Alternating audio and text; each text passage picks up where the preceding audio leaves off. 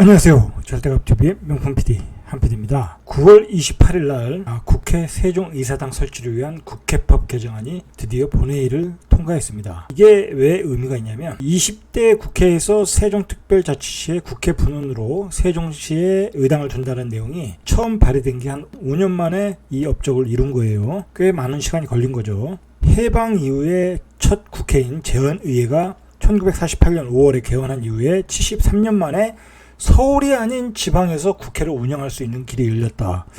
이건 정말 역사적으로 의미가 있는 거예요. 이제 서울이 아닌 지방에서 국회가 열린다. 지방 분권 시대 그리고 국태 균형 발전이 본격적으로 시작된다는 거예요. 노무현 대통령이 지방의 균형적인 발전을 위해서 행정 수도를 세종에다 옮기겠다고 했지만, 그것이 관습법적인 유연이다 해서 국회가 못 내려왔어요. 청와대도 못 내려오고, 그게 일부나마 분원이라는 축소된 형태로 의미가 있는 거예요. 이렇게 의미가 있는 이벤트가 국민들에게 어떻게 뜨겁게 이렇게 주목을 좀 못 받고 있어요. 그게 뭐 때문에 그러겠어요? 바로 화천대유의 대장동 사건 때문에 그런 거죠. 화천대유의 대장동 사건이 워낙 뜨거운 이슈다 보니까 세종의사당의 국회 분원 설치가 그 의미가 이렇게 되새겨지지 않는 것 같아요. 정말 중요한 의미를 갖고 있는데, 이거 결코 쉽지 않았어요. 2002년도에 노무현 대통령이 신행정수도 공약 20만에 현실화된 거예요. 그러니까 그 당시로 봐서는 뭐 쉽게 이루어질 것 같지만 관습법적인 유연이라는 그 판결을 받은 이후에 20년 동안에 진전이 없었던 거야. 그러니까 대한민국의 어떤 수도를 옮긴다는 게 그렇게 쉬운 일이 아니었다라는 거죠. 아니었다. 2004년도에 헌법재판소의 간섭법적 위헌 결정으로 행정중심 복합도시로 이제 축소가 된 거죠. 그것을 이제 다시 이제 본격적인 행정수도의 모습을 갖추기 위해서 본격적으로 이제 출발을 다시 시작했다라는 데 의미가 있는 거예요. 대한민국의 행정부가 세종시에 내려왔는데 반쪽만 내려온 거잖아요. 입법부가 안 내려온다는 것은 너무나 비효율적이라는 것을 20년 동안 경험을 한 거죠. 국력 낭비다. 그리고 일의 효율성이 떨어진다. 그러니까 분원이라도 설치를 해야 된다라고 해서 국회 본회의에서 통과됐다라고 보시면 될 것 같아요. 국회 분원의 설치의 의미는 뭐냐면 이제 본격적으로 지방 분권의 시작이 됐다라는 거예요. 개정안의 내용을 보면 세종특별자치시의 국회 분원으로 세종의사당을 둔다예요. 이게 중요한 거예요. 국회 분원, 세종의사당. 서울에 두고 분원을 설치한다 그러니까 이제 유연의 요소를 제거한 거죠. 그리고 부대 의견을 달았어요. 뭐라고 달았냐면 법안을 통과시켜 놓고 또 양당이 또 합의가 안 돼서 지지부진할 수가 있거든요. 그래서 부대 의견을 달았어요. 2021년도에 설계비 예산을 활용해 147억이 이미 설계 예산을 잡아놨어요. 그래서 세종의사당 건립에 관한 기본계획을 조속히 수립한다 라는 내용을 넣었어요. 이제 본회의가 통과됐으니까 바로 시행을 할 수 있어요. 그러니까 바로 이제 조속히 계획을 수립할 거예요. 이미 2019년도 8월에 용역 결과를 세종의사당을 설치하는 용역 결과를 가지고 있어요. 그걸 바탕으로 조속히 설치한다라는 거예요. 그런데 그때 나온 용역 결과가 뭐냐면 세종 소재 정부부처 상임위 11개, 세종 소재에 있는 정부부처 상임위 11개와 그 다음에 예결 특별위원회, 그리고 입법처, 사법처, 국회 도서관을 이전한다 라는 내용이 이미 나와 있어요. 그러니까 이 안을 가지고 이제 추진을 한다는 거예요. 이 안이 확정된 안은 아니고 이 용역 결과 이런 안을 가지고 기본 계획을 추진한다라는 이야기예요. 이전 시기와 이전 규모를 보면 여야가 세종의사당이 이르면 합의된 어떤 그 플랜을 보면은 2024년 착공해서 한 2027년 또는 2028년도에 완공한다라고 지금 신문에서 나오고 있는데, 대체로 이 정도의 기간이라고 보시면 될 것 같아요. 2027년이나 2028년에 완공된다. 어느 정도 분원으로 내려올 것이냐, 몇 개의 부서가 내려올 것이냐라는 것은 아직 확정이 안 됐다. 더불어민주당 관계자에 의하면 세종의사당 완공 이전에 이제 개헌이 있을 수 있다라는 거예요. 그렇지 않겠습니까? 지금 우리 개헌 문제가 계속 얘기가 되잖아요. 이거 대통령 중임제를 해야 된다는데 여야가 그걸 서로가 필요성을 느끼면서도 서로 간의 유불리를 생각하다 보니까 뒤로 미뤄지고 있는데 어느 시기에는 될 거다. 자, 그때 개헌을 하겠다라는 거잖아요. 개헌이 있을 수 있는 만큼 아직은 여지를 더 열어두겠다라는 거예요. 이제 더 확대될 수도 있고 조금 더 축소될 수도 있고 뭐 그런 얘기죠. 근데 이제 더불어민주당의 입장에서는 더 확대될 거를 생각을 하고 있겠죠. 행정수도의 완성을 위해서는. 자, 그래서 22대 국회 말이나 23대 국회 초에 이전 규모를 정하는 협상에 다시 들어갈 거라는 거예요. 그러니까 자, 이제 기본 용역의 결과를 가지고 그리고 예산을 가지고 이제 국회 사무처는 그간의 그 용역 결과를 바탕으로 세종의사당 건립을 위한 마스터 플랜을 짜겠죠. 자, 마스터 플랜을 짤 것이다. 그리고 마스터 플랜이 확정되면 바로 이제 그걸 토대로 국제 설계 공모를 해서 설계 공모에 들어갈 것이다 라는 거예요. 자, 그래서 나오는 얘기가 설계 공모는 연말이나 내년 초쯤, 뭐 연말은 조금 제가 보기엔 이르고 내년 초쯤에 시작될 것이다. 그리고 설계를 위한 그 예산은 이미 잡아놨으니까 이런 법이 마련되었으니까 구체적인 입지를 정하겠죠. 어디에다 이제 마스터 플랜 안에 이제 그런 내용이 들어가겠죠. 어디다 입지를 정할 것이고 규모는 어느 정도이고 또 사업비는 어느 정도이고 이런 내용들이 기본 계획 안에 들어가겠죠.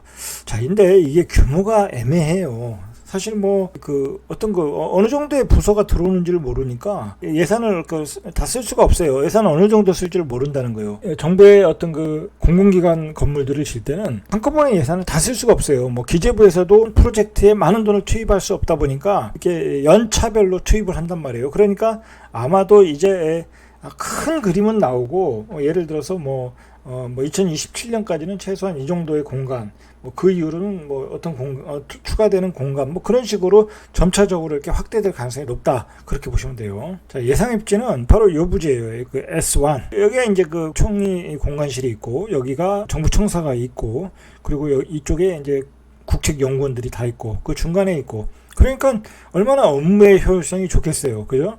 바로 여기서 뭐 자전거 타고 가도 되고 차로 이동해도 뭐 한 5분 거리밖에 안 되고 대한민국의 입법부와 입법부와 행정부가 한 곳에 다 몰려 있다. 국책연구기관까지 이곳이 가장 유력한 토지이다라고 보시면 될 것 같아요. 확정은 안 됐지만 이게 이제 S1 부지인데 세종시에서 가장 아껴둔 토지. 자, 왜 그러냐면 여기가 호수공원, 여기가 수목원, 여기가 또 그 세종의 주산, 전월산과 원수산, 그리고 금강이 흐르고 가장 입지가 좋은 지역이고 그 풍수지리학적으로 봐도 여기가 명당이에요, 명당. 보통 이제 여기가 수태극, 산태극이라고 해서 아주 그 명당이에요. 그런 지역에 행정부가 들어온다, 입법부가 들어온다 의미가 있는 거죠. 아마도 이곳이 국회가 안 들어왔으면 이 자리는 고급 아파트, 고급 주택이 들어올 자리였어요. 자, 그러나 이제 대한민국의 가장 중요한 기관이 들어온다. 거기에 의미가 있는 거죠. 국회가 들어온다는 것은 어떤 효과가 있을까요? 자, 일단은 신문에서 나온 얘기는 이제 한 8조 원 플러스 알파다. 이게 뭐 8조 원이라는 게 건설 비용을 8조 원을 얘기하는 것 같아요. 대략 예산이. 자, 뭐 이건 별 의미가 없는 거고.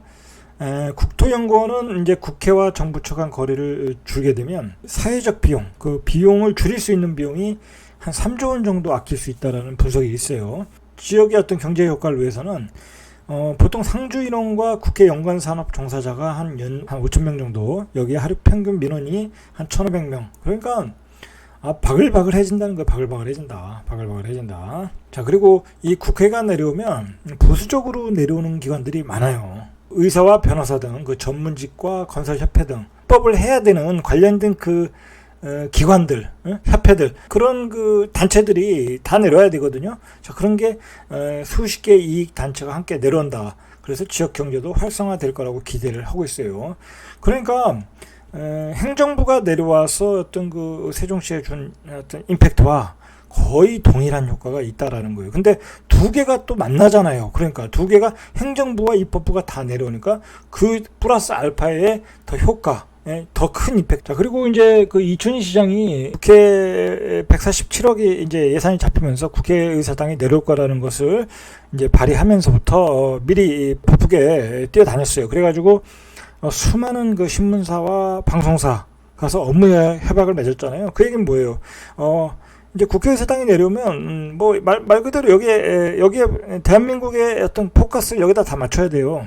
자, 그러니까 신문사와 방송사도 거의 다 내려온다. 뭐 본사가 내려오는 경우도 뭐 일부 있겠지만 뭐 지사는 다 거의 다 내려올 것이다. 뭐 아무래도 큰 사무실을 여기다 만들고 상주인원도 많이 내려올 것이라고 예상을 하고 있는 거죠. 종합적으로 보면 세종 국회의사당 건설 비용의 3.8배 이상의 경제 유발 효과가 기대된다라는 거죠. 문제는 뭐 이러한 그 수치보다는 입법부와 행정부가 일이 효율성이 높아진다라고 하면 굉장한 그 업무의 효율 효과가 있겠죠. 그리고 이제 모든 것이 이제 어떤 그 대한민국의 국회의원 뭐 그다음에 대한민국의 공무원이 서울에 있다 보니까 어떤 서울 중심적 수도권 중심적인 사고 방식이 이제 바뀔 수 있다라는 거죠. 거기에 의미가 있는 거예요. 가장 큰 의미는 이러한 그 세종의사 효과, 집값과 아파트와 토지의 세종시의 토지에 어떤 효과가 있을까 이제 잠깐 살펴보면 세종시 아파트가 크게 오른 게 세 가지 지점이 있어요. 세 가지 포인트가 있었어요.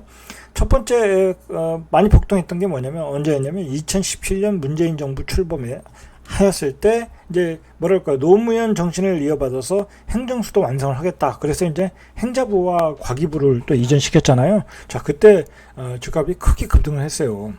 자, 그 다음에 오른 것이 언제냐면 2019년 6월 이후에 반등했어요. 전국 이때는 뭐냐면 세종만 빼고 나머지 지역이 거의 다 올라갈 때 막 대전 폭등하죠, 울산 폭등하죠. 뭐 대구 폭등하죠. 뭐 전국적으로 폭등하는데 세종만 안 올라갔어. 그러니까 상대적으로 저평가되었다고 해서 2019년 6월에 큰 폭등을 했다. 그때도. 그 다음에 세 번째 폭등한 게 언제냐면 자, 그러니까 이게 참 2년 뭐 1년 차이로 계속 폭등을 했어요.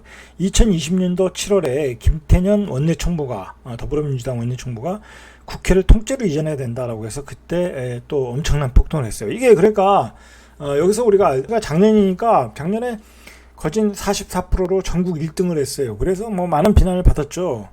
자, 그만큼 그 국회 이전은 임팩트 했다라는 거예요. 큰 임팩트한 면이 있다라는 거예요. 임팩트 하다라는 거예요. 그러고 나서 이제 국회 이전이 뭐 이렇게 진전이 안 됐잖아요. 진전이 안 되고 가격은 이미 많이 폭등을 하다 보니까 당연히 가격 조정은 이루어질 수밖에 없었어요. 그래서 가격 조정이 길게 지금 한 6개월 이상 가격 조정을 받고 있어요. 자, 그러는 사이에 이제 본회의에 통과가 된 거예요. 세종의사당이. 자, 그러면 이게 통과가 된 이 효과가 어떻게 날 것이냐 이거예요. 그러면 이게 얼마나 임팩트가 있냐 이거예요. 임팩트가 이미 2020년 7월에 이미 떨어졌다라는 거예요. 이미 그때 이미 다 반영이 됐다. 어느 정도 반영이 많이 됐다라는 거예요. 이제 그렇다면 이제 그것이 이제 어느 정도 계속 가시화 되느냐에 따라 가격의 시기별로 얼마나 진척되는 속도에 따라 그리고 그게 가시화 되느냐에 따라 가격에 점차적으로 반영될 가능성이 높다. 예전과 같이 가격이 뭐 폭등하고 그다음에 물건이 마르고 자, 그런 시기는 아니다. 지금은 아니고 진척의 속도와 질에 따라 시세에 반영된다라고 보시면 될 것 같아요. 만약에 이제 뭐 이렇게 돼서 예를 들어서 뭐 이제 이제 급속도로 빨라진다. 뭐 그리고 이제 뭐 방송국도 뭐가 내려온다. 뭐 2차 공공기관 이전이 뭐가 이루어진다. 뭐 그런 그 어떤 가시화된 면이 나오면 빨리빨리 물량 소화가 되면서 가격이 상승할 여지는 있겠죠. 그러나 지금은 예전과 같이 어떤 임팩트 있는 때는 아니다. 작년과 같이. 최근에 세종 아파트 시장을 보면 이 저가 매물들이 많이 소화되고 있어요. 8월 달부터 8월, 9월 두 달 동안 저가 매물들은 많이 소화되고 있어요. 그러니까 어떤 가격 조정의 마무리 국면으로는 가고 있다. 저는 개인적으로 그렇게 생각을 해요. 그리고 내년에 2022년도에는 입주 물량이 모자라요. 입주 물량도 모자르고 굉장히 많이 급감을 한 1,000몇백 가구밖에 안 돼요. 올해가 한 5,000 몇백 가구니까 올해도 그렇게 많은 올해가 한 7,000 몇 가구였죠. 그런데 내년에 2,200 가구인가요? 뭐 그 정도밖에 안 돼요. 그러니까 반도 안 된다. 자, 그런데다가 내년에 임대차 계약 갱신 기간이거든요. 만료가 2020년 12월 정도에 임대차 보호 3법이 시작됐으니까 내년에 그 새로운 계약을 하다 보면 전세 계약 그 수요가 많이 나올 수 있다. 자, 그러다 보면 물량도 모자라니까 전세 가격이 어떤 세종시에서도 급등할 수 있다라는 거예요. 그런 점을 염두에 두시면 될 것 같아요. 어떤 가격을 예측하는 데 있어서는. 그러나 국회의사당의 과거에 가장 크게 호재로 받아들일 수 있는 지금의 시장은 아니고 우리가 이제 예를 들어서 뭐 GTX를 만들면 뭐 지하철 노선을 만들면 지하철 노선이 이렇게 처음에 발표될 때 가격이 확 오르잖아요.